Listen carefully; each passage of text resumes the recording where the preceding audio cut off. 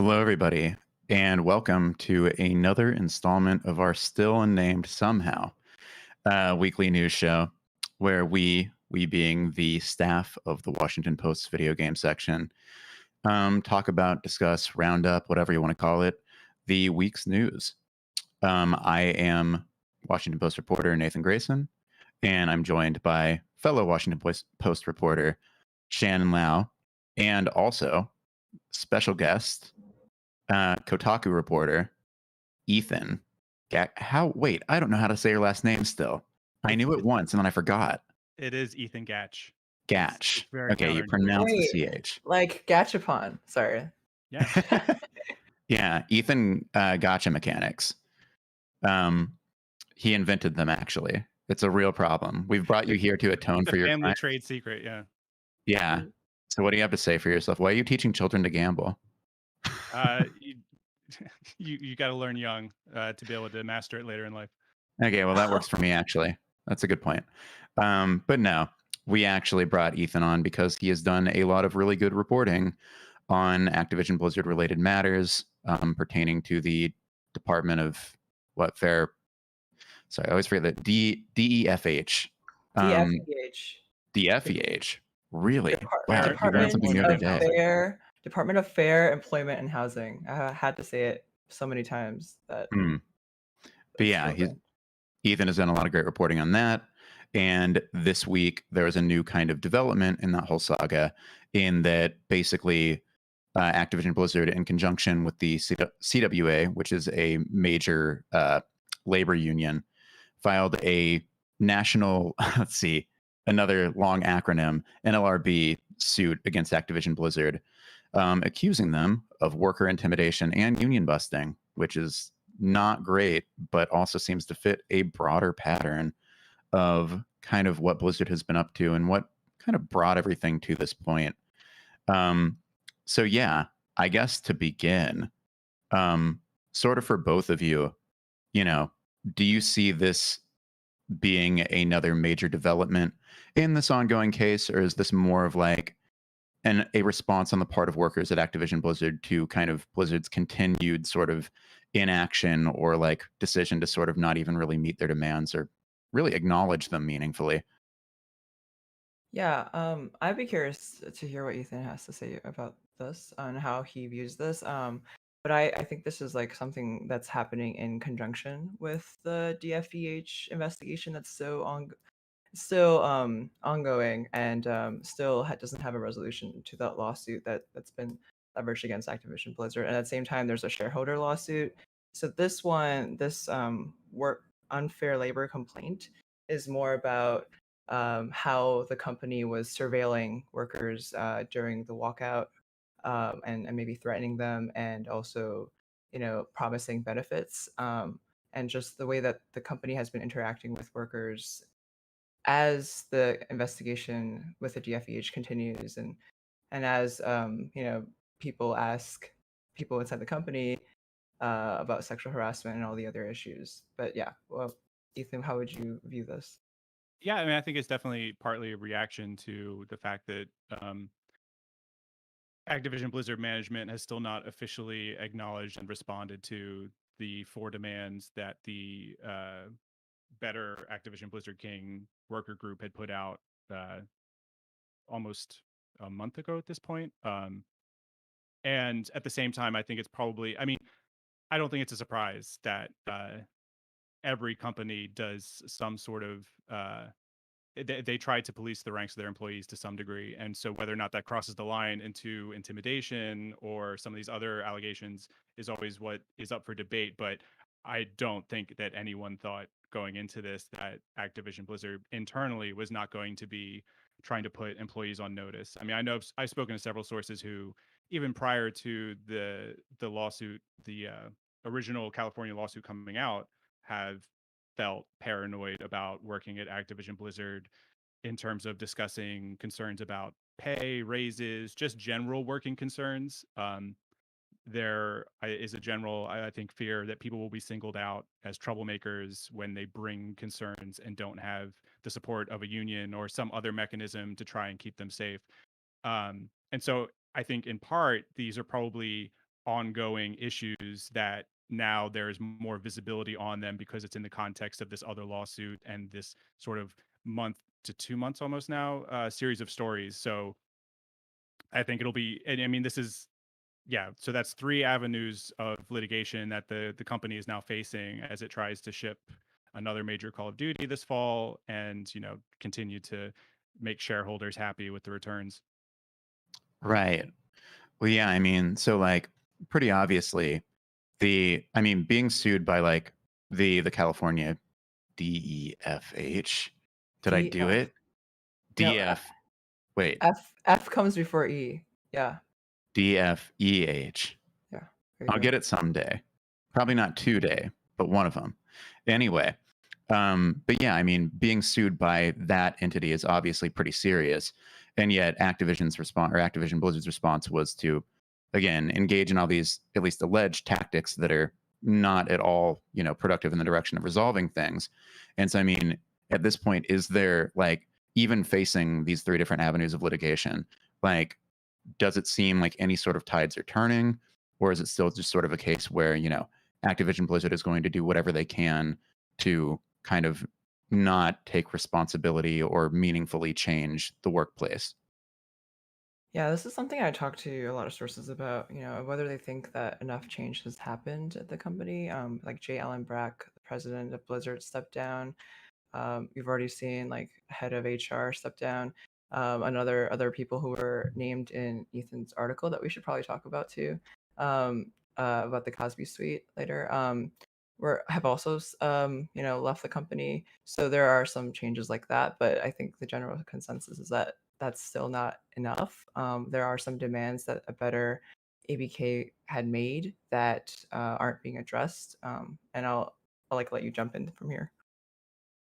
Well, so I think it's interesting. I mean, one, the big other shoe to drop here is that Activision Blizzard has still not formally responded to the California lawsuit.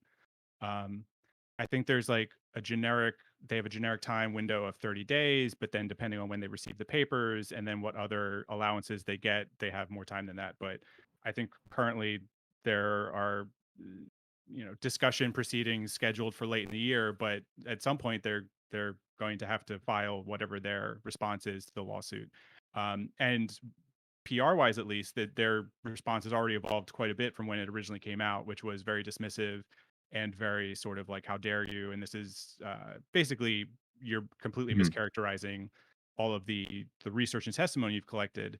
The Francis Townsend Right. response, you mean?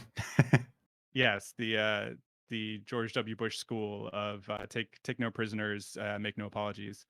Um, and now it's switched. I mean, one of the ironies of this NLRB complaint coming out is that the company is ostensibly supposed to be engaged in listening sessions right now, and so one of the allegations in the complaint is that the company is leveraging social media policies and other things to try and sanction or potentially sanction employees who speak about their concerns about the company either online or with each other, and so there's this sort of like CEO Bobby Kotick put out this very um, sort of he extended this very sort of generous CEO letter to basically being like, we take this very seriously. We're very sorry that people feel this way, and we want them to come to us.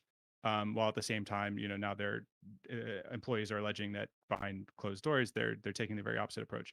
I think it'll be one of the big issues is like the Activision Blizzard King, with a better Activision Blizzard King groups. One of the like their 4 demands, most of them are pretty general, and they don't have much to do with the California lawsuit specifically and some of the allegations in there specifically. And they're much more, one is about getting rid of forced arbitration.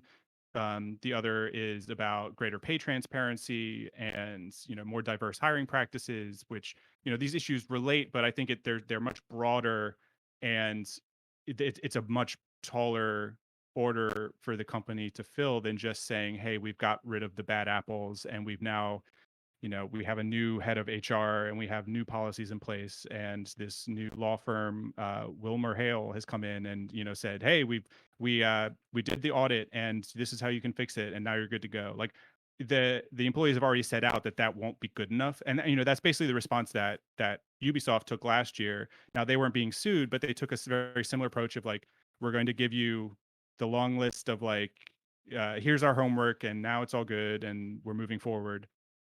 And I think to some degree, you see Activision Blizzard currently taking a similar track in that they're basically, they haven't, I don't, they're extremely quiet on all of these things when stuff comes out. They don't put out very big PR releases. They don't, they're not very responsive to journalist questions. And so I think they are just trying to like move ahead and let it die down. Right. Yeah. Go ahead.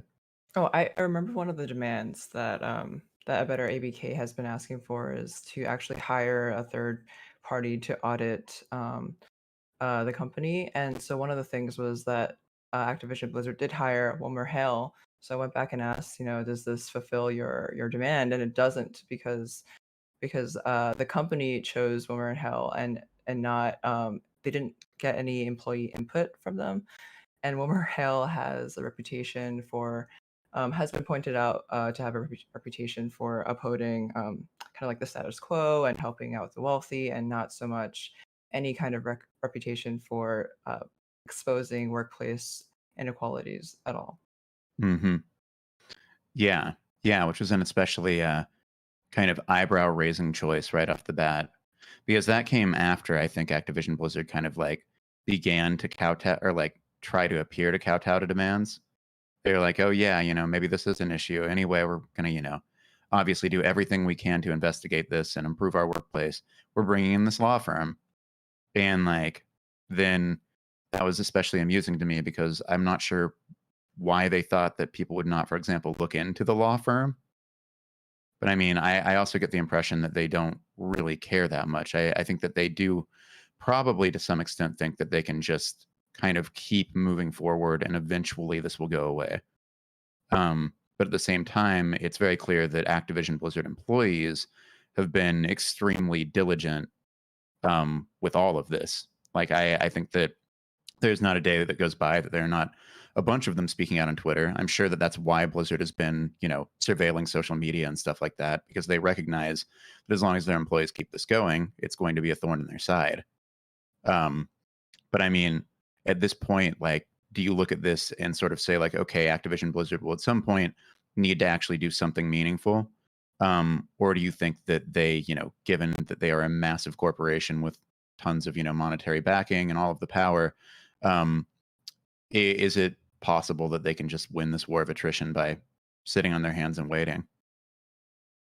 Right. Well, it depends on, are people going to forget and move on? I think there's been a couple of like media outlets that said they would boycott Activision Blizzard, and there's also some content creators and streamers who said that as well. But also, boycotting a game is not really the solution.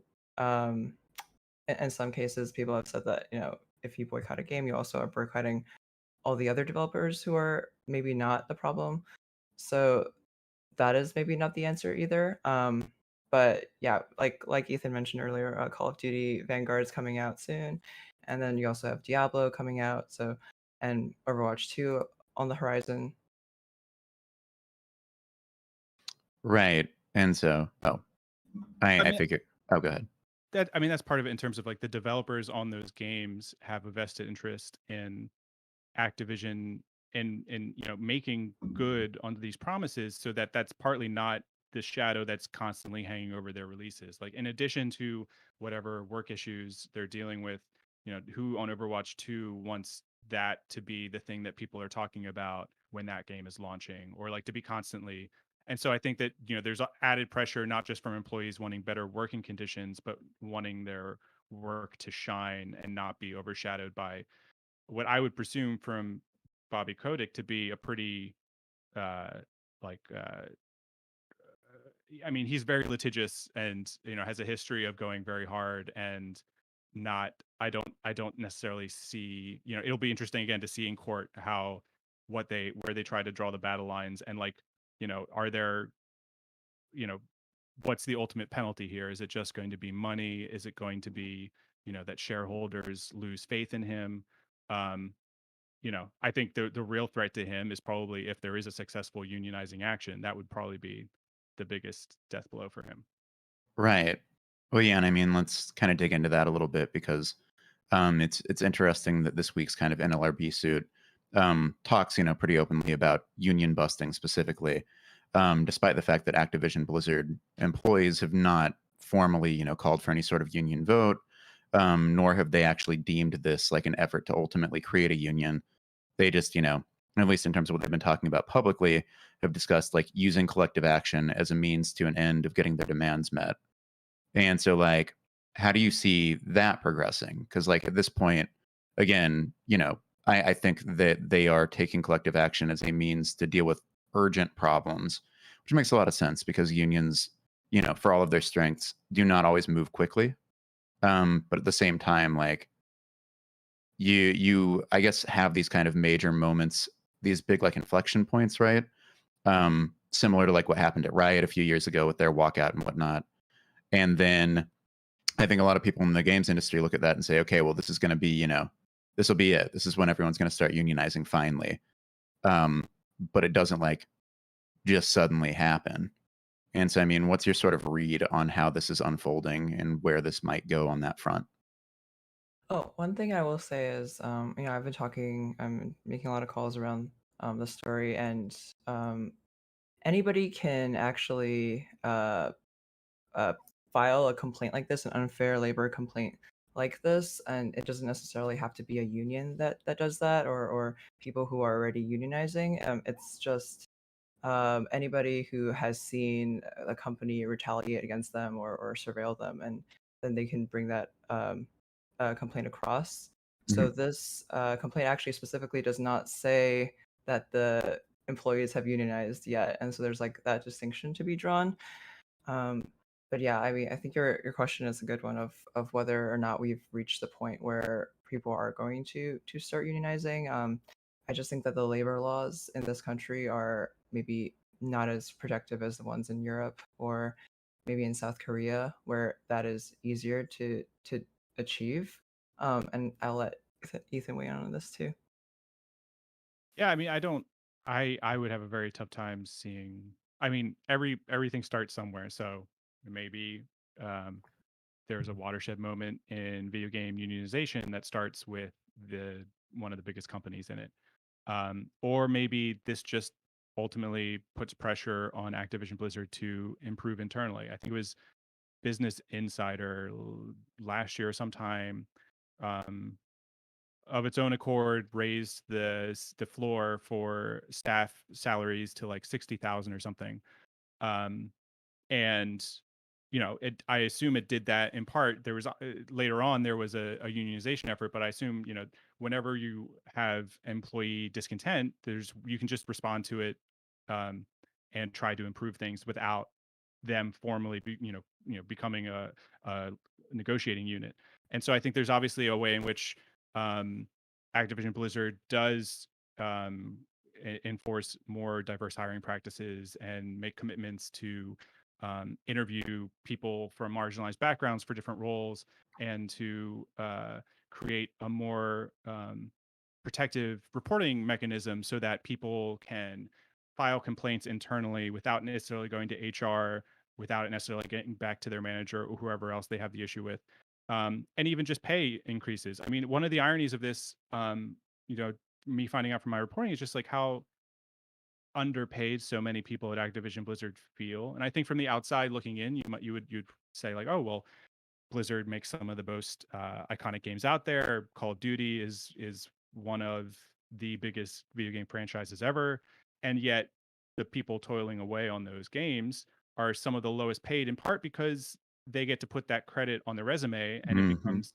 something they can leverage for more money at a different studio. But it doesn't mean that the person actually making Call of Duty is making a ton. And so there's plenty of room for, I think, this pressure to simply you know eh, boost salaries for people, or to create more standardization so that internally people say like, okay, I'm an artist on this game at this level, and I know that my salary will be within you know, 5,000 of every other person in that role or something. Because, you know, one of the issues with the pay transparency in the California lawsuit is that there's just wildly different salaries among teams, especially for the female and people of color on those teams, and that and people don't know about that. And so I think there's actually very small steps that Activision Blizzard could take to diffuse the tension if they chose, but I don't know if that would happen. Yeah, I mean, if they did that, then where would Bobby Kotick's millions of dollars come from? Like, I mean, suddenly, you know, he might have to make less money, and that'd be a disaster, you know, for all those important things he does. Like, for example, looking like Jonah Hill. Wow, that took a turn. Yeah, I think I like a few years ago before, well, like 2019, I wrote a story about CEO pay ratios and looking at not just the games industry, but like tech and every other field, and the the rate at which CEOs are paid compared to the average employee or like the lower paid employee. It's just a massive, massive ratio. And then they keep getting more stock options and bonuses, and if the stock performs better, they make even more. So that is actively an issue that other journalists and groups have been monitoring, but doesn't seem to be going away. Right. Well, yeah. And so, I mean, like, in terms of, I think, especially with regards to like the conversation around unionization, like, what are kind of the, I guess, not even what are, but like, I think it's interesting and worthwhile to talk about like some of the basic mechanics that a union could use to address a lot of these issues. Because I think that there's, you know, within video games, a lot of talk about like companies should unionize, but like, what does that actually mean? Especially with regards to like the sorts of things that Activision Blizzard seems to be doing in terms of, for example, um, not being transparent around pay and like, you know, making people take pay cuts to work at their prestigious company and all of these other things. And how does that in turn lead to a more fair and equitable workplace, as opposed to just one where people are getting paid better? In what ways are those ideas connected? Yeah, I can only speak from like my experiences being in various unions over the years, but I think there could be an advocate when a boss calls an employee in to talk about their performance being poor. They can have like an advocate in the room, and there's also like more pay transparency documents being spread around, so you have an idea of how much other people are making, so you're not being wildly underpaid for your experience. Those are some of the basic things, and one of the things that people spoke about when I interviewed them was, not knowing if they can trust reporting somebody to human resources, because human resources seems to, side along with management, and it isn't really looking out for the employee's best interest. So Blizzard did offer, other ways to complain, such as like a special hotline, but it's not clear if that is even a trustworthy way to report somebody either. So a union is also a place where people can talk to each other in a more kind of like in a safer space to be able to make those complaints and hopefully see some changes. Yeah, honestly, I think that's the biggest benefit. Like, obviously, it's great to negotiate a contract that establishes certain minimums and creates a mechanism for you trying to seek redress for different issues that is outside of just your direct manager and their boss or HR. But simply having, I mean, I think that's why part of like one of the most important things that the um, better APK has already done is that they've created an external mechanism to work for people to communicate and to share information. And it's there are so many people who are siloed at these companies and who are already fearful of speaking to one another because they don't necessarily know like where the boundaries are. Like, if they share a grievance, is that something that someone else will commiserate with them on, or will they somehow leverage that with some other manager to say like, hey, this person's not really a team player, or they're not really in it for the long haul, like I heard them say this. And so I think just simply having a place where you can sort of discuss what your goals are and what your issues are, and people can see like, oh, it's hundreds of other people at this company have had a similar experience or have had an issue that I've had, then kind of it gives you uh, I think it makes it harder to feel alone. It makes it less likely that you'll simply leave the company to find a better place somewhere else, and maybe make you more um, hopeful or optimistic that you can actually, change that from working within the system. And so I think simply just having those channels of communication is a big deal. Yeah, Mhm. one thing I would add to that is like as more people talk about the issues that they face, then they realize when they're not alone that they can bring those concerns to management, and then management can't just say like, oh yeah, only 5 people dealt with that, so you're on your own here, and they kind of have to respond more if there's like 200 people or even more people asking for a change. And then across the games industry, if we were to see more unionization, then there could be more standards of like a standard contract or standard issues that everybody is facing, and how each company addresses them would be more typical. So then you can kind of point to like, this studio is doing this, so can we just copy them? And they're doing it so well, the people there are happy. So that could make things easier down the line if more Mhm. studios were to unionize. Right. Well, yeah, and I mean, it seems like, a fair number of companies now, or at least workers at companies, are kind of taking this approach. Like, you also have the Ubisoft analog to a better ABK, which, has similarly been kind of like talking about issues that they're facing within the workplace. And then even beyond that, you also have things like very recently, directly inspired by what's happening at Activision Blizzard. You had Paradox do their whole survey within the company about their own issues with mistreatment in the workplace. And like, they, I was interviewing one of their reps, and I guess they, for one, Paradox is unionized. It's a little bit different. They have more tools and more abilities to sort of like make these things directly relevant to management and to kind of force management's hand on dealing with problems. But yeah, they were saying their whole goal the entire time was basically to just like get a sense of the scope of the problem, and then say, hey, people running the company, we need to do something about this. We need to like have a third party audit. The difference for them being that where Activision Blizzard can just be like, we're going to hire a known union busting firm and you can't do anything about it. The Paradox Union is like, well, we get to be involved in that process. So like, no matter what we turn up, like even if there's a situation where, for example, due to privacy concerns, they can't necessarily publicize the information found in the audit, the union still be like, yes, we stand by this. Like, this went well, which is still one of those things where it's like there could be a lack of transparency there that's worth kind of questioning, but it seems like it's a better maybe sort of setup than the alternative, which is just Activision Blizzard saying, anyway, we're done. But yeah, I guess like broadly speaking, all of this happening at once, does it feel like it stands a good chance of having an impact, of like at the very least giving workers a little bit more power when it comes to improving their workplaces than maybe they had before, which I think was this sort of like, for one, just like you report something to HR and like, good luck, it probably isn't going to go anywhere. And then also just that broader conception of like, you're so lucky to work in video games, so how dare you complain? Just keep your head down and keep working. Like, does it feel like maybe the kind of like scales are finally falling off people's eyes, and they're like, okay, this is this is a fight that we're going to actually have to have in the long term, and that working in video games is not all roses. Yeah, I think all of these things do matter.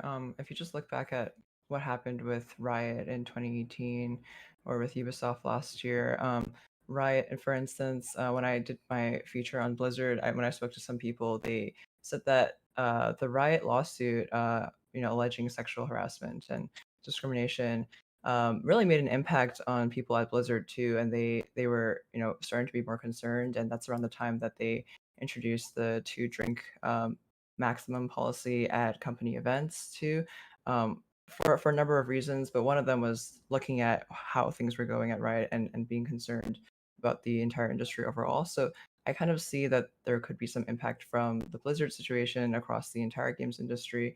And then we can talk about Ubisoft. The Ubisoft situation, when the Activision Blizzard employees did a walkout, Ubisoft employees also stood in solidarity with them, and even said that things are not as good as they could be. 1 year later, after last year, a lot of Ubisoft employees came forward with their stories of sexual harassment and more, and a couple of executives stepped away from the company. But even despite all of that, they said there's still more change to be done. So So we can kind of see from like the past couple of years of examples that when those kinds of things happen, there is self-reflection across the industry, but there still is more work to be done from people's perspectives. Hmm.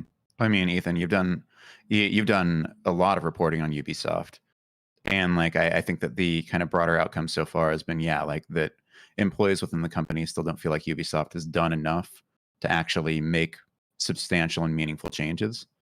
And so, like, given that it's now been such a long period of time since all of that initial information got out there, like, is that, relative to everything else, which seems kind of at least encouraging from the standpoint of workers showing solidarity and coming together, is that element of it a little bit discouraging that Ubisoft has been able to kind of drag its heels for this long and still not really address the actual fundamental complaints that its workers have? Yeah, I don't know. I on the one hand, it is you would not. I think it would have been people would have been shocked for there to be similar to Activision Blizzard, a Ubisoft worker group that is putting out a message that is has it's so the video game industry is so secretive and so um just frowns upon people speaking honestly about anything, and it's so media trained, and people do interviews, and it's like you might interview a director about a movie and they'll say some wild stuff or go off script or just be like, hey, this is what I think, and then but you interview someone who's working on a video game and uh it's very on message. And so I think just the fact that is a dissenting message out there from people within the company that are able to leverage the anonymity of the group to put those demands out there and challenge them is actually like, you know, 2 or 3 years ago would have been like shocking. And I think it's a testament to the fact that, like, I guess more discouraging would be if a year had gone by and they hadn't um, put that counter message out there, because and had just let Ubisoft's sort of PR campaign to turn the page be successful. I mean, I've spoken to people at a number of different studios. I mean, Ubisoft is somewhat unique in that it has so many studios in so many countries, and it sort of magnifies that silo effect where you have very lots of different workers with very different circumstances under very different legal jurisdictions. Um, and at the same I it's on the one hand, it's like you're seeing there's a sort of like present, like there's a ghost of like video game development hell, uh past and present going on, where it's like with Ubisoft, you can see like, hey, if you don't keep this up, this is what's going to happen a year from now for Activision Blizzard.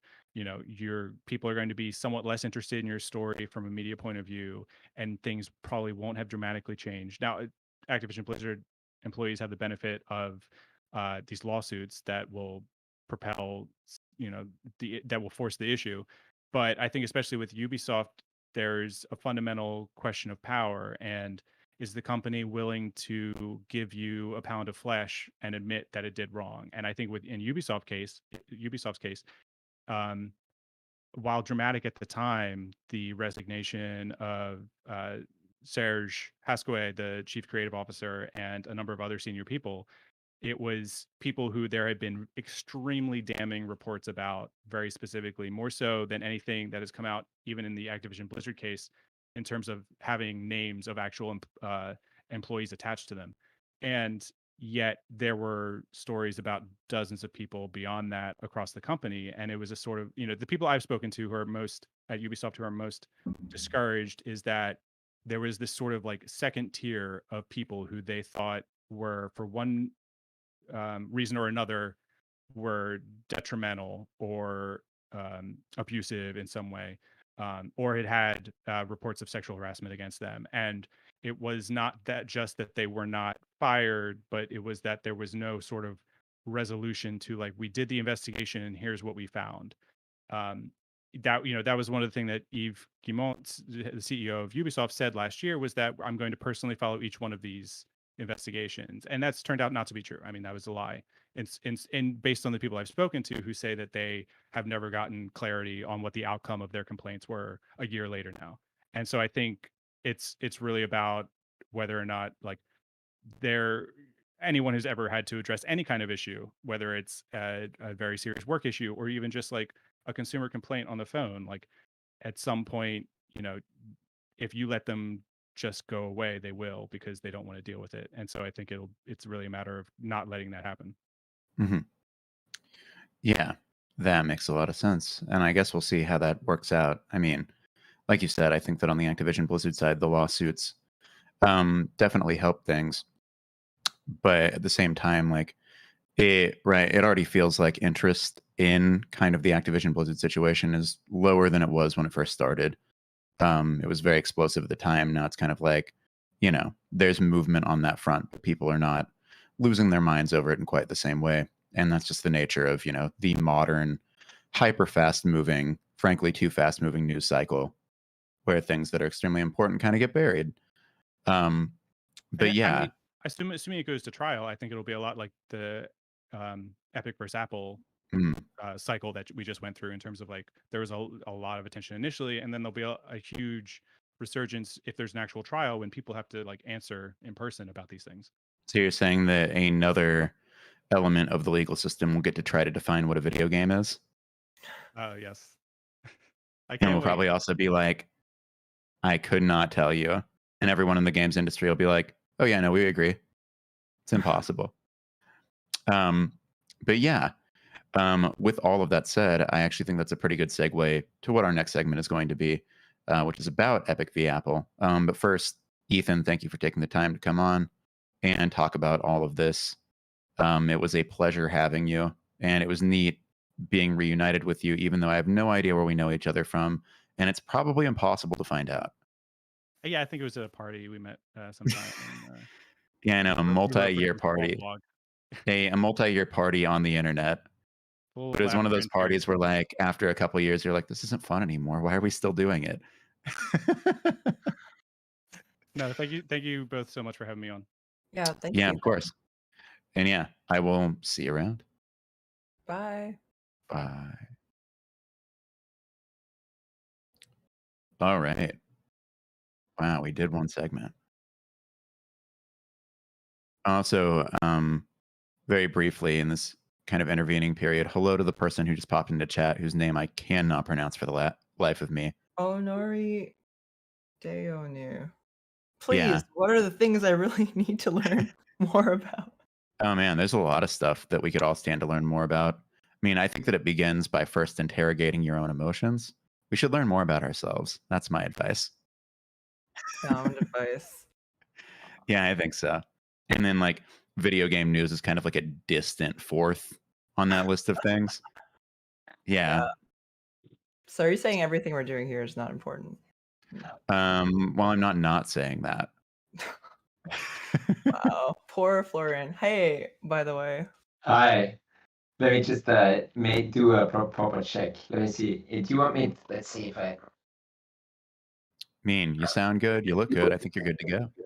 Let me just check. Is that okay? Like, because I have the speakers on, and I'm not sure whether the speakers is such a great idea, or whether I should just use the headphones instead.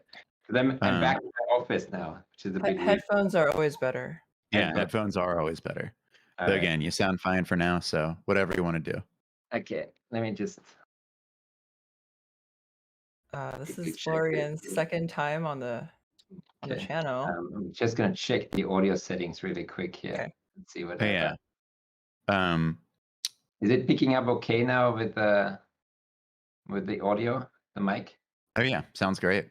Okay, excellent. I Then can let's hear just you loud and clear. Fabulous. Yeah, so Shannon, why don't you introduce our second guest? Sure. So this is Florian Ederer. He is a Yale economist, professor. Last time you were here on this channel, you talked to us about Epic v. Apple and what potential outcomes we could expect. Now we've traveled to the future and we have those outcomes with us. So I would love to learn more about the economics and the impact of everything. But anyway, I'll give it back to Nathan for now. Oh yeah. Okay. So I think there's a very easy question to start with, which is simply that when the news broke that kind of, the suit had, at least in its current capacity, reached a conclusion, there were a lot of very different headlines, and they kind of conflicted in terms of what people thought the outcome was. A lot of people were like, Apple won, or Epic won, Apple won. What happened? Who, quote unquote, won? Is there any winner? I think it's a great and easy question a seemingly easy question to start off with. It reminded me a little bit as to what happens in a close election, where final results aren't yet in, but everybody's trying to claim victory. So it was a similar situation here. Now, if you just do sort of simple scorecard keeping in legal terms, you'd say, okay, there were 10 claims in this court case that Epic brought against Apple. And the judge said, well, actually, 9 of them, I don't think you're right about them. So 9 of them, essentially, the judge ruled in favor of Apple. But there's this 1/10 one that we're going to grant to Apple. So that one is in some sense a win. So you could claim it like it's a 9-1 victory for Apple. But that's sort of like just the raw count. It's not entirely clear whether that raw count is as simple as that. It's just simpler arithmetic of adding it up. Now, what are these 9 claims, and what are this last remaining claim?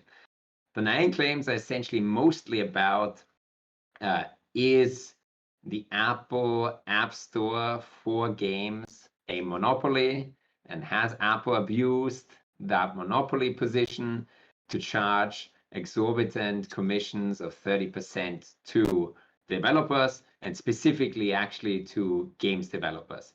And on legal grounds, so what the antitrust law says, which of course is not all that interesting like for a gaming audience, but it's interesting, I think, for antitrust folks. It came down and saying, no, it's not a monopoly. It has significant market share, but what it does is not illegal, and it doesn't violate antitrust law. We can chat more later about whether there's some issue with how the laws are structured at the moment, of how difficult it is to prove that some company has monopoly power. But let's just put that to the side. Now, the last count is this issue of, are these anti-steering provisions legal, or are they anti-competitive, or do they violate some antitrust law? And the judge there came down and said, well, actually, they violate the Unfair Competition Act of California. So for everybody who's not super up to speed on anti-steering provisions, okay, so let me just summarize what those anti-steering provisions do. If you go and do an in-app purchase, okay, currently in the App Store, for almost all of the digital goods, the developers have to pay a 30% commission on that. And it's kind of interesting, we all know this now, thanks to this trial. Many of us knew this before this trial also. But I can tell you that, I've spoken to many economists outside of antitrust, and I tell them that Apple charges 30% commissions on all these in-app purchases, and they're sort of saying, wow, I've never heard this before.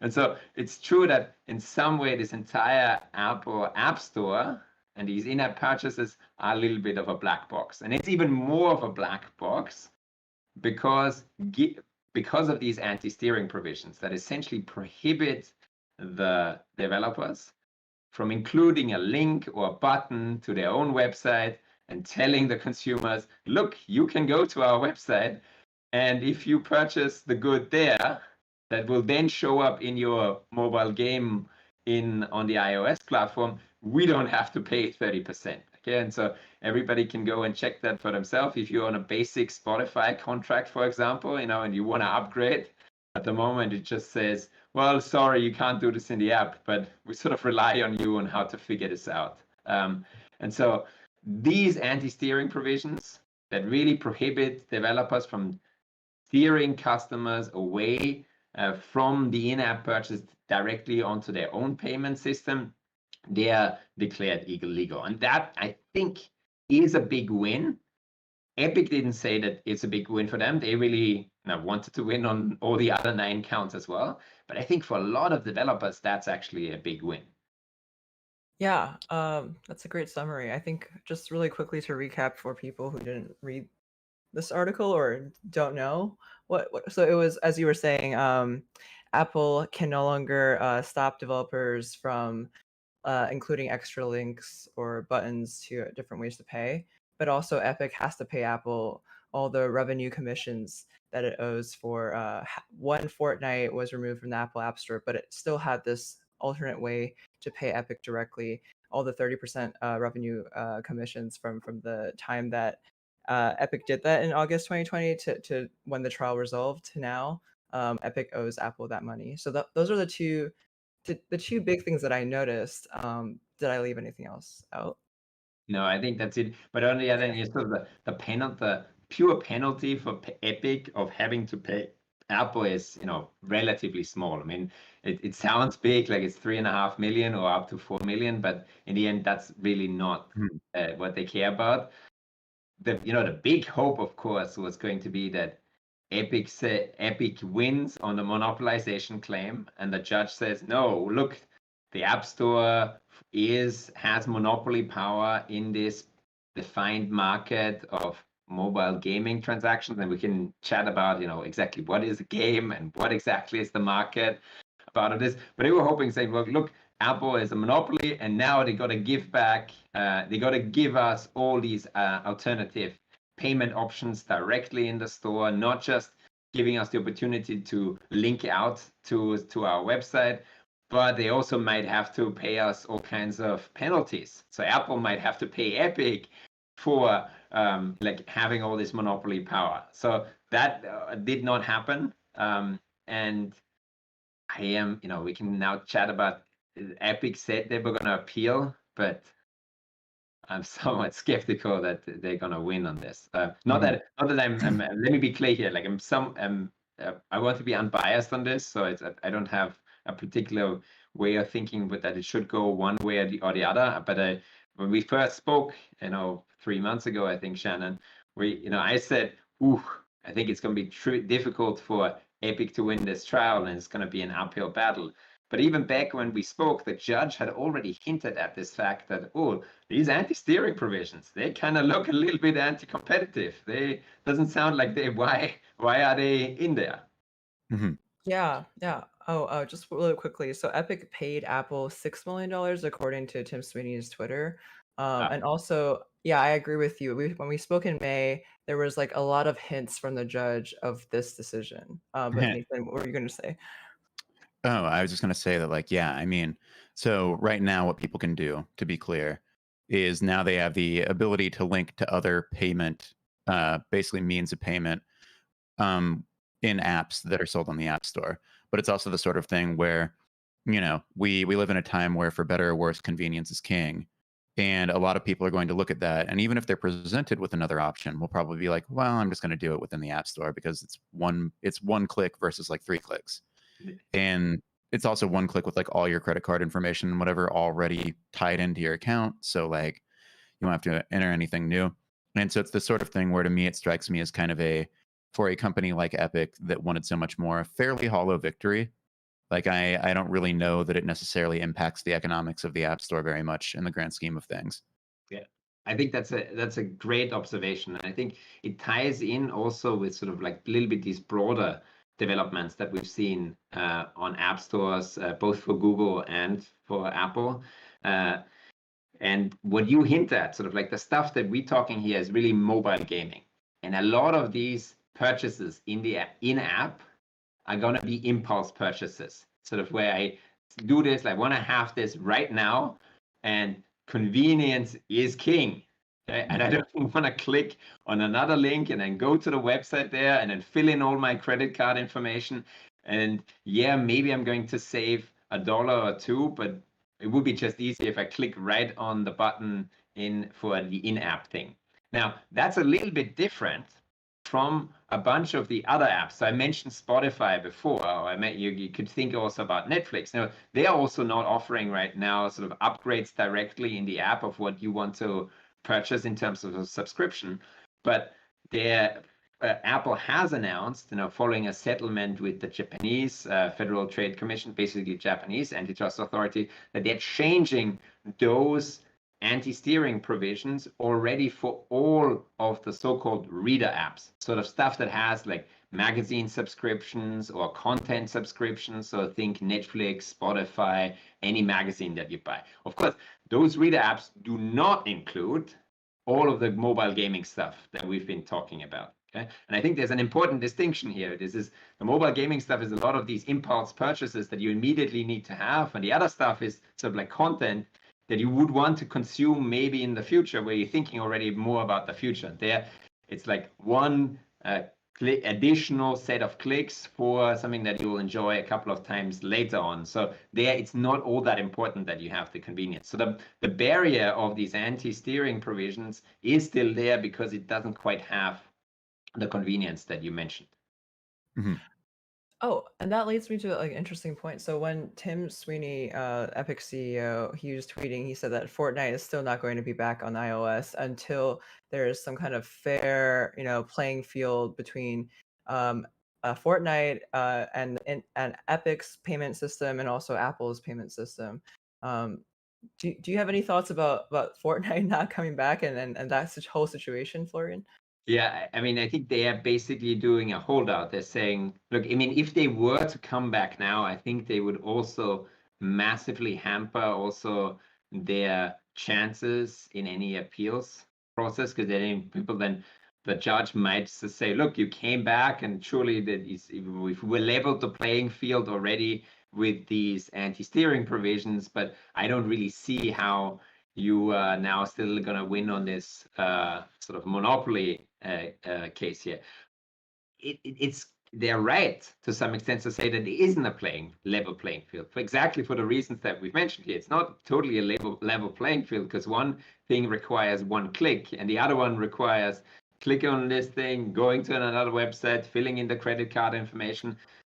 Yeah, that's an additional hurdle. And we do know from research in behavioral economics, for example, that even very, very, very small barriers can have significant effects on purchasing behavior of consumers. And I think that's particularly relevant for many of these mobile games, where it's not like a super conscious decision of like, okay, should I really need this? It's an impulse buying decision. And I think their convenience plays a huge role. Mm-hmm. Yeah, absolutely. So, I mean, in terms of kind of where we go from here, one of the quotes that stuck out in your story, Shannon, to me at least, is this one right here, from somebody from the Electronic Frontier Foundation, who said, "The detail of the Epic judgment is going to provide a blueprint for cases like that, like in the case of Valve, what evidence is introduced, what economic testimony is introduced." And so I was wondering if you could elaborate on that some, because obviously Valve is another company with its own massive online store. I think that Steam is not quite as well known as the App Store, but Steam is nonetheless a cornerstone of PC gaming. Valve obviously is an economic powerhouse unto itself, given that it also has a bunch of miniature markets within that larger market that basically print money.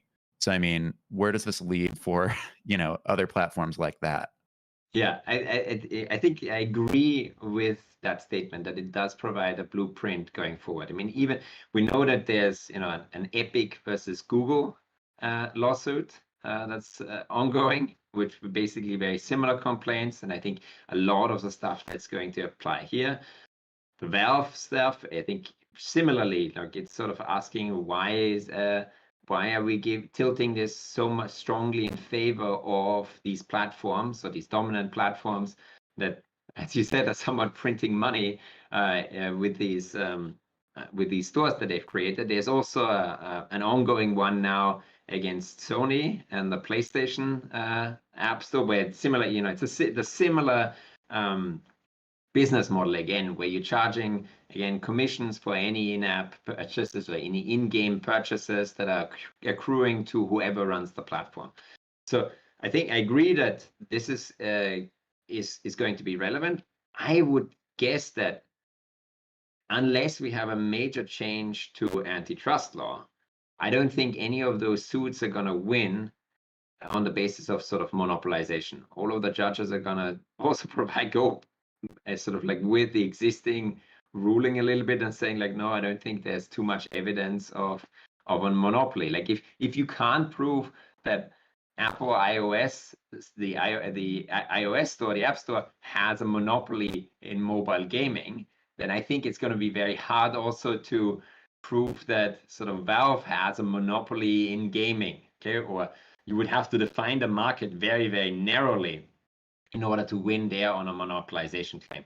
What I do think is going to be relevant again, I think it's probably going to be the end, or it's going to signal the end to these anti-steering provisions, that a lot of these platforms will have to allow some steering from that the developers do directly in the game, then outside of whatever the sort of payments platform is, whether it's Valve or the Sony PlayStation Store or the Google Play Store and so on. So I think that's going to be an issue.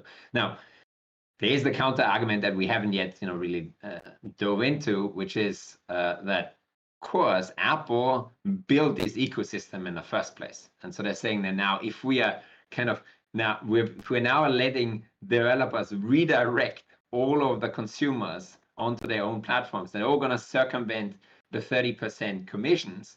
Then how are we going to earn a profit, and how are we going to be compensated for this platform, this ecosystem that we've created? And the judge kind of hinted at that a little bit and saying, like, look, Apple may want to monitor or is probably going to monitor what's going to happen if these anti-steering provisions are really now changed and Apple allows the steering. If suddenly all of this is circumvented, maybe we're going to have different payment schemes, such as sort of requiring developers, rather than paying a 30% commission, they just pay a fixed fee to be in the App Store in the first place. And that's going to be very, very interesting for some of the big games, so Fortnite and so on. But it's not clear that some of the smaller games will necessarily want to do that, because it comes with a more significant infrastructure on the payment sides that they will have to do. Mm-hmm. Yeah, that's a good point.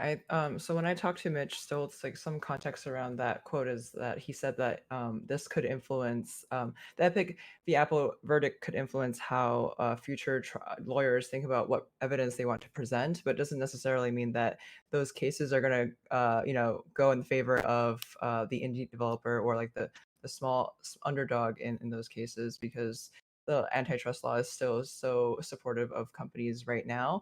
But I did hear some positive kind of words about, if other companies were to challenge Apple in the future, or if other developers launch lawsuits against Apple, the judge didn't say that Apple is definitely not a monopolist. She said that Epic failed to prove that Apple is a monopolist, which leaves the door open for other people to prove. So what do you think about that, Florian? Yeah, or get more of that? Yeah, it reminds me sort of a thing that I often tell my students when we talk about sort of like statistical hypothesis testing, sort of where you can, where you have enough evidence to reject something, but if you can't reject it, it's not necessarily means that it's true. So here, like we haven't found enough evidence, or the judge hasn't found enough evidence that there has been monopolization, or that Apple is a monopoly, but that doesn't mean that Apple necessarily isn't a monopoly in the first place. So I think there can be additional evidence introduced. I would say that the Epic case was pretty strong. They had lots and lots of convincing documents, at least for me, documents that convinced me. Significant evidence of market power, and also I'd say some of the choice quotes in the decision really hinted at the fact that, look, it seems that Apple has significant market share, it has significant profit margins, and it only seems to be it doesn't seem to be receptive all that much to competition, but they only seem to be receptive very much to regulation. As an economist, not as an antitrust lawyer, as an economist, that all those things almost scream out and say, yeah, there's market power here, and there's probably abuse of market power here. But that's not the same thing as sort of saying you violated antitrust law. That's a sort of like an entirely different matter. So yeah, we'll see. We'll see what I am skeptical that Epic is going to make major headway into this. I fear even that one of the issues is that it might even be overturned that you're going to have a prohibition on the anti-steering provisions, because that's intimately linked to sort of the California Unfair Competition Act. And if we now, and this really is like on a national scale. So if we're now doing this on a national scale, if it goes sort of like beyond the Ninth Circuit and then on to like Supreme Court, and like I'm not sure, I'm not enough of a legal insider on this to know whether that may be even tricky for Epic going forward. I'd say for Epic, Epic is doing a big service here for all the other developers. So I think lots and lots of other developers are rooting for them to win, because they all would like not to pay 30% commissions. But Epic, in some sense, I think they really want to win on the whole grounds, whereas lots of them, the other developers, would be okay with just having a prohibition on the anti-steering provisions. Mm-hmm. Well, yeah. So this is also pretty interesting in that I think, if you look at, for example, the general conception of some of these things online, just in terms of what, kind of regular people outside of the realms of law and economics think, you would find a not insignificant number of people who would say that something like the App Store is, like, in their eyes, almost certainly a monopoly. Same with like Steam or what have you. And so where's the breakdown in terms of what is legally considered a monopoly versus kind of broader perception? Because, for example, I look at something like Steam or the App Store and could not, in the current environment of things, conceive of anyone competing with them, like, on that level. There's just not a way. There's not really a good way for anyone to get a foothold. I mean, case in point, actually, Epic has its own PC game store that, in many ways is similar to Steam. And even with a company as big as Epic, I believe Epic actually makes more money or has more money than Valve. I'm not sure on that. But yeah, I mean, they're comparable. And yet Epic is never, at the current rate things are going to overtake Steam or even meaningfully approach it. And so, I mean, like, how do you go from having an environment like that to still, the law looking at this and saying, no, that's not a monopoly, it's fine? Yeah, I think that's a fantastic characterization also of a lot of discontent with how antitrust works at the moment in the United States, that there seems to be abuse of market power, but it seems to be very difficult, or there seems to be evidence of monopoly, but it seems to be very, very difficult to prove that in court, or to really show enough evidence and convince the judge so that the judge can rule against that monopolist. Now, it sometimes fails on sort of these technical difficulties, you would call them, that, in this case here, the judge felt like Epic hadn't done enough to define the market. And you could somehow say, like, why do I need to define the market if I can show that there's harm to consumers here? That sort of this sort of showing evidence, showing the clear market definitions in some sense is a total sideshow that's just on sort of legal grounds there. When in fact what we really care about is, like, is there harm to consumers? Is there harm to developers there? Now, one of the other issues that the judge noted in her decision is that the only thing that sort of saves Apple, even though they have a large market share, is that other competitors have recently made inroads into this. So I'm not sure where she's necessarily getting that information from, but it seemed to me like, if I looked at this, I would have said also, yeah, there's a dominant position here. It looks like maybe a duopoly.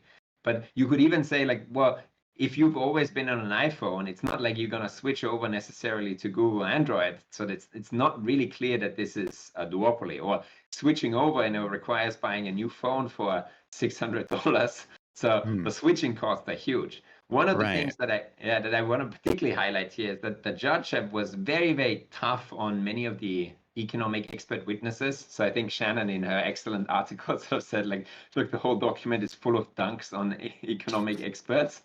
and she's right about that. Some of them were, I think, unjustified because, for example, Susan Athey, who is a fabulous economist and also an excellent expert witness, made a lot of these, showed a lot of these theoretical claims, saying, look, the switching costs between going from iOS to Androids are significant, and you really shouldn't just think of this as like two duopolies directly competing, but they're massive switching costs for the consumers. So like why should you think of them as directly competing or competing terribly intensely? But the judge wasn't convinced by those arguments and said, oh, you haven't shown us any evidence in this, when the only thing I really need to look at is the price tag for this, and then I know immediately how big the switching costs are there. Mm-hmm. Well, yeah, I mean, it also goes back to, again, it's another question of convenience. And it's interesting to me that I guess like the kind of legal regard for what constitutes competition or lack thereof is not necessarily, at least in these cases, kind of zeroed in on that. That just these minute little differences, these seemingly relatively small things that people would or wouldn't have to do, add up and become huge and become these prohibitive barriers for anyone who might want to like use something else, whether that's a different app store or a different phone or what have you. And so, I mean, like, is there any sign of movement in that regard of like the legal system kind of figuring out, oh, wait, these are really big factors, even if on paper they don't sound like it? Yeah, there's definitely a big movement in antitrust at the moment, trying to recognize these barriers to competition. I mean, we've recently had an executive order of the White House on promoting more competition in the American economy, and that's not just limited sort of to the digital space and the big tech stuff that we tend to focus on in most of the big public announcements, but it's sort of like everywhere. And so there is a bigger and growing concern pretty much everywhere in antitrust that we're maybe not having competition on a level playing field, that we've tilted the balance too much in favor of dominant incumbents, of strong entrenched large companies, and that seems to be hurting consumers. So a lot of people have suggested like big changes to antitrust laws. Whether we're gonna actually see them is another matter, because there's another barrier, which is this is also a political process. So and then getting everything changed on the law side requires some form of political agreement, and I am not sure, from what I've heard, whether we can really make those big wholesale changes. So of course we have lots of lawsuits going on, both private as well as public lawsuits, against Facebook, against Google, now against Apple. Whether they will actually lead to a major change in the antitrust landscape, I think that we don't know enough yet, and that's yet to see out there. But I agree with you that those small differences, those small barriers and obstacles, they add up and they tilt the balance in favor, mostly in favor of dominant incumbents.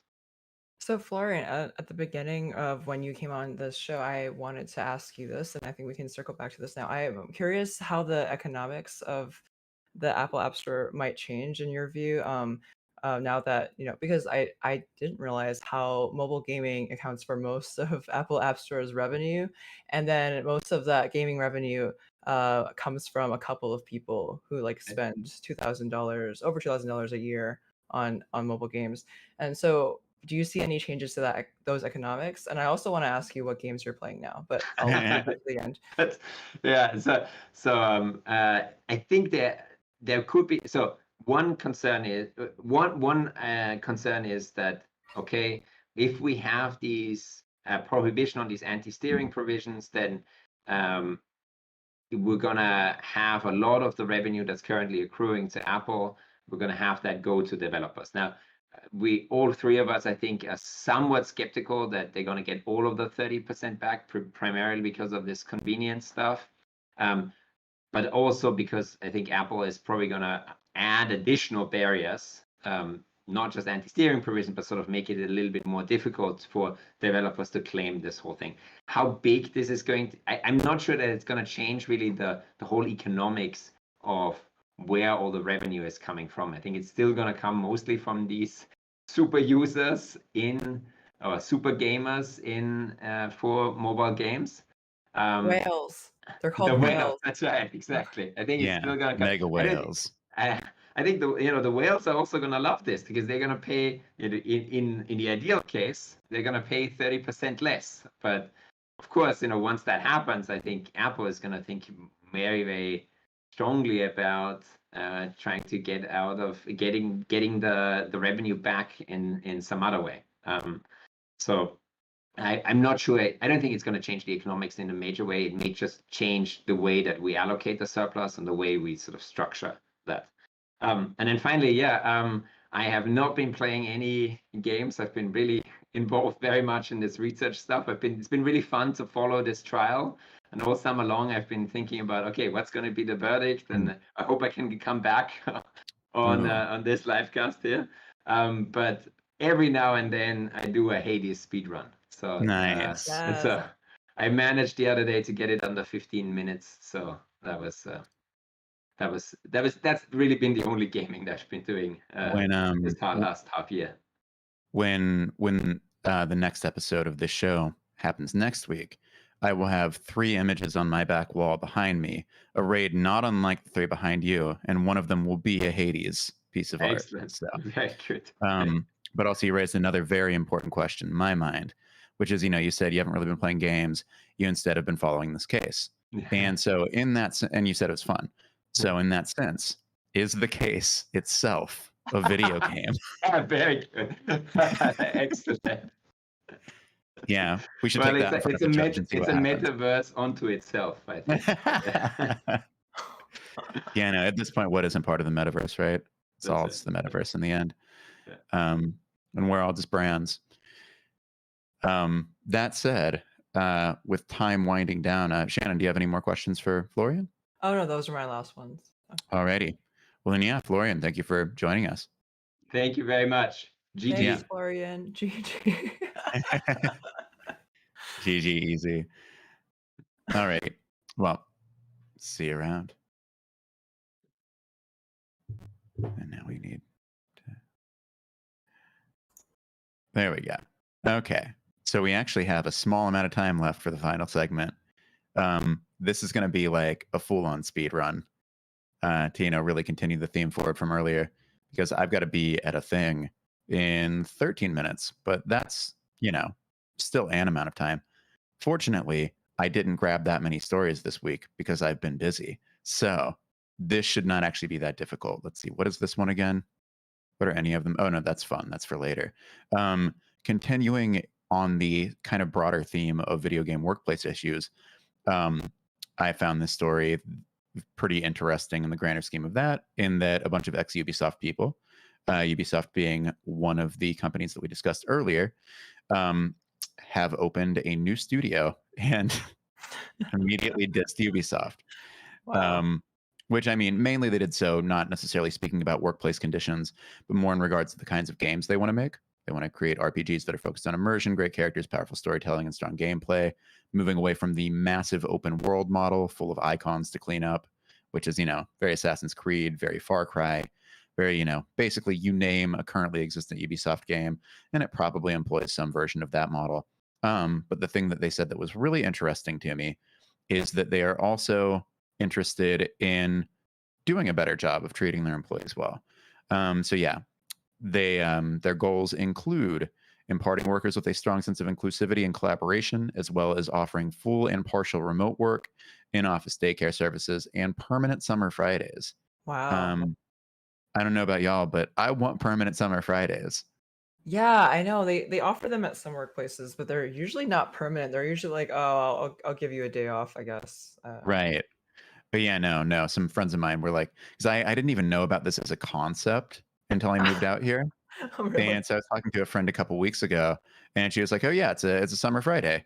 Because she was like talking about how she was going to like go somewhere and do something in the middle of the workday. And I was like, oh, wait, what? I mean, I know it's like a Friday in the summer, but does that hold some special significance? Wow. And she's like, oh, you really don't know. And I was like, no, I've never heard of this. That's very sad. Okay. Yeah, right. But yeah, also hello to James Jackson, who has joined the chat and who is a show regular at this point. Yes, welcome. Yeah, let's see. My failed attempt at an Ace Attorney joke when they suggested the Epic v Apple trial could be a game. Oh, I see. Objection. Oh, he said no, objection. I appreciate it. It was a good attempt. Thank you so much. But yeah, so that's the ex-Ubisoft employee stuff. Let's see other things that have happened that mattered. Already we're getting into kind of like sillier territory, but yesterday, popular Twitch streamer Hassan Piker got into an internet showdown, I guess. I don't know what you'd call it, with Nicki Minaj, who decided to, in the wake of criticism around her kind of whole thing with vaccines, talking about how, and I mean, I love that this made national news, how a person she knows their balls swole up as a result of the vaccine. I think the proper term here is testicles. You want to use the right words here. Oh, that's true. That's true. I apologize to all of the anatomy professors in our audience. But anyway, so yeah, then in response to that blowback, she ended up sharing a Tucker Carlson clip on Twitter, which is, you never really want to go there. And so Hassan cut right to the heart of it and said, he's a white nationalist, right? And as a result of this and other things like that, he trended on Twitter like all of yesterday in association with all of this. And it was just real fun to watch. And let's see, here's a good summary. Nicki Minaj is in Twitter jail, and her Instagram story looks like the origin story of the Joker, talking about cancel culture and how the mob is similar to Chinese censorship. Wow. So yeah, Yikes. Nicki Minaj going full Joker. Who would have guessed? Yeah, I think these might be like your trending results, because I didn't see this at all. I think Twitter is like in a bubble, and so I get different results than you do. But wait, are you implying that Twitter does not apply to everyone in the world? Maybe. The Twitter is in fact an algorithmically generated funhouse mirror that takes what you put into it and distorts it back to make you angry and sad. I didn't say all those words, but you did. So I don't know. But you did, and I agree with them. So moving on. But yeah, so that was yesterday's fun Twitter conflict. We'll see where that ends up. I know that Nicki Minaj, like the White House, offered to call her and explain some of these things to her. Basically, the my uncle works at Nintendo of anti-vaxxers. Exactly. Yeah, a cousin of hers in Trinidad. Very much so. But yeah, so that was certainly something to watch. Then let's see, in better, happier news that occurred just last night, a very odd hour, I think, because of a Twitter stream celebrating the anniversary of Undertale. So Undertale, a very popular indie game that kind of achieved a degree of mainstream success a few years ago. The kind of second chapter of its sequel series, Deltarune, is coming out tomorrow, which is crazy. Exciting. Yeah, Deltarune Chapter 2. 9/17, 8 p.m. Which is super exciting because for one, like the kind of like history with this game is very interesting in that the first chapter just kind of dropped out of nowhere. So clearly that's what the creator, Toby Fox, intends to do with all of them. But when he dropped it, he was also like, yeah, so, I'm making this game, but at the same time, it's like going to be this colossal undertaking. And if I don't finish it in like 8 years, I am just going to stop making it. Yeah, I think it speaks to the game's success that he can just drop this. Well, they can just drop this tweet, and it already gets 135,000 likes. And oh yeah, and 1.4 million views. Yeah. Yeah. Oh, it's bonkers. I mean, like the cultural footprint of Undertale relative to like how it was made is just crazy. Like it was mainly the work of two people, those being Toby Fox and the kind of like sound engineer. I think did a little bit of art. Timmy is what she goes by. I don't know her actual name. And then some other collaborators that they had. But I mean, a very small production. Then the game went on to sell millions and millions of copies across all sorts of platforms. And it became this like, I think that it's one of the first games that really like took off with Gen Z in a unique way. That it maybe like millennials liked it too, but I think it was like one of the first Gen Z games. Yeah. And so like, yeah, it became the subject of tons of memes. Like Sans, one of the skeleton characters in the game, was everywhere. Was in all of this, like, between like joking memes and like edgelord fan fiction, was just the subject of all sorts of stuff. I think the zenith of the memery. Oh, James Jackson says Timmy Chang. Yeah, seems like a very cool person. Obviously very talented. And wait, does the art, not the music. I think Toby Fox does the music. But anyway, yeah, I think the zenith of it being a meme, or at least when I realized it had broken through to the mainstream, was when Jack Black first started his YouTube channel. He like did a video where he went to an arcade and played a bunch of games, kind of because he launched his YouTube video and his whole joke was that it was like his gaming YouTube channel, and then he proceeded to never play video games on it. And at the end of each episode be like, next week we're going to play some games. And then he just didn't do that. And so eventually he went to an arcade, and there's this bit where he was like playing a dancing game. That was the main footage. And then suddenly on the side of the screen, it's like the border for this, there were just like multiple instances of Sans from Undertale.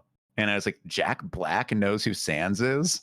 Yeah, everyone knows who Sans is. But also like Jack Black, I didn't know he had a YouTube channel. I should probably check that out. Fun fact, he voices the brain in Psychonauts 2. Like the little collectible brains you can walk around and collecting. But no, he voiced the main character in Brutal Legend years ago. So it makes sense that he is once again working with Double Fine. I feel like Jack Black and Tim Schafer are kind of like just the same guy. Oh yeah, you weren't here before, but like we've had work meetings where we just discussed that. Yeah. That's I mean, have you ever seen them together in the same room? No, I haven't. And there you go. Incontrovertible evidence. They're the same guy. Wow. Our own account says launcher Let's Play with Jack Black. That'd be dope. I'd do it. Yeah. I mean, I have no idea what I'd say to him. I'd be like, oh my God, you made School of Rock. Yeah, that's the first thing I would say. For like 40 minutes. Yeah, hey, can we sing a song together? Yeah. Will you duet the song Tribute from Tenacious D with me? Oh my God. Yeah, that would be great. Yeah, let's do that. Okay, yeah. Great. Yeah, that'd be really cool and not at all like weird and starstruck, and yeah, just a good time. Let's see, I have to go in 3 minutes. So let's go to the last one, which is very important to me on a number of levels. So we have not the Discover card. That's not important. What is important is that Deathloop players all agree the dedicated kick button rules. I mean, man, look at this I still haven't played this. Please don't spoil the game for me. Okay. So then the game ends with you kicking this man off. No, that's not true. Okay. Yeah, no. The game has a dedicated kick button, and this matters for one because I think that every video game should have a dedicated kick button. It's just so good. It's such a good option to have because you can just like, catch people off guard. If there's an enemy who's like holding up a shield, you can knock it out of the way or knock them back. It's another fun tool in the tool belt. And then on top of that, every game has at least a few like cliffs and other things like that, and you can kick people off of them. Why would you not want the option to do that? So we're in agreement. We want a button to like have people eat the back of their heads, and also another button for kicking them. Okay. Yes, those are the only two buttons you really need. Yeah. I'm gonna make a just a 2-button game, and those are your only options.